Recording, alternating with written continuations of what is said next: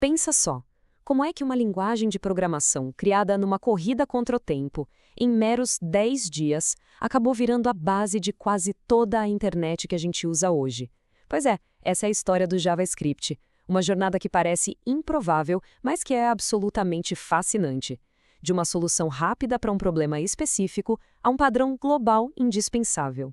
Para a gente entender essa história direito, nosso roteiro vai ser o seguinte. Primeiro, a gente vai entender qual é a personalidade do JavaScript. Depois, vamos fazer uma viagem no tempo lá para sua criação super apressada.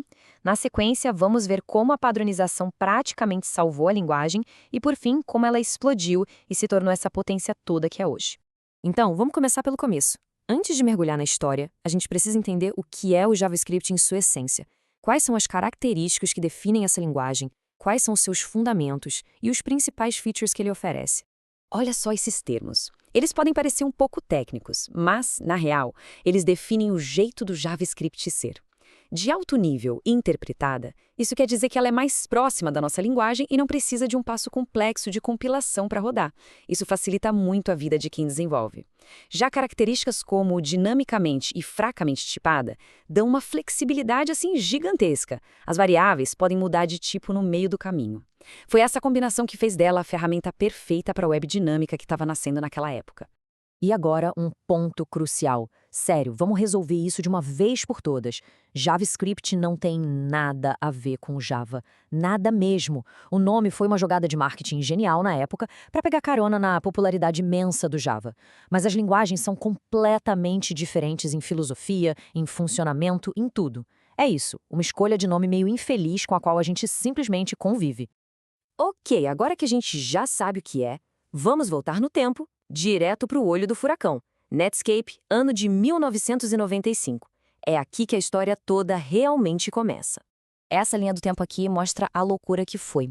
Em 1995, um cara chamado Brandon Eich, que trabalhava na Netscape, recebeu uma missão: criar uma linguagem de script para o navegador deles.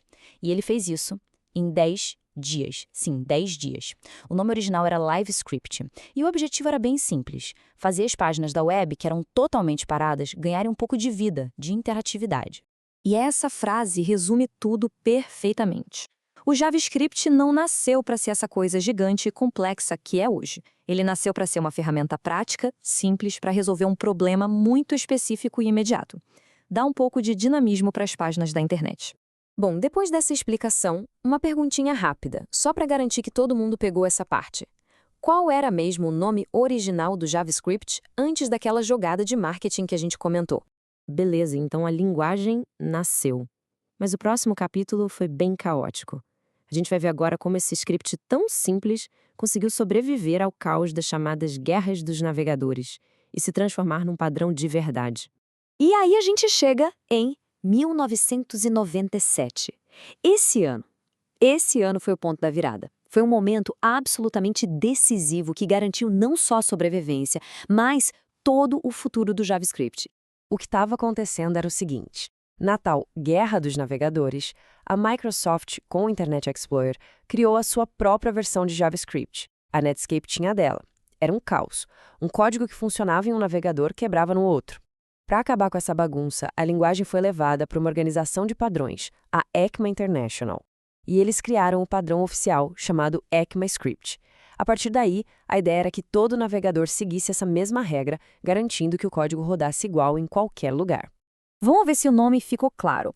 Qual foi mesmo a organização que botou ordem na casa e padronizou o JavaScript, criando essa especificação que a gente conhece como ECMAScript? E chegamos à fase final da nossa história. Agora vamos ver como aquele script agora padronizado saiu de um coadjuvante nos navegadores para se tornar a potência global que é hoje.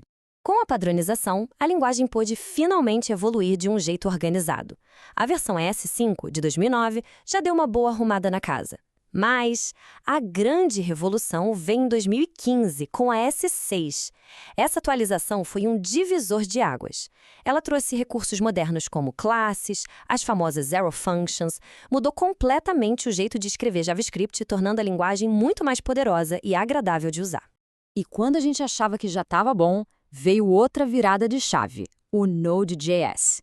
Isso foi algo inacreditável na época. Pela primeira vez, o JavaScript podia fugir do navegador. Ele passou a rodar do lado do servidor. Sabe o que isso significa? Que uma única linguagem agora podia construir uma aplicação inteira, da parte que aparece na tela até toda a lógica que roda por trás. E com essa expansão toda, o JavaScript se tornou onipresente. É isso mesmo. Hoje ele está em todo lugar. Em aplicações web, claro, mas também em aplicativos de celular, em servidores, em sistemas de automação, até em dispositivos de internet das coisas. É, sem dúvida, uma das linguagens mais versáteis do planeta.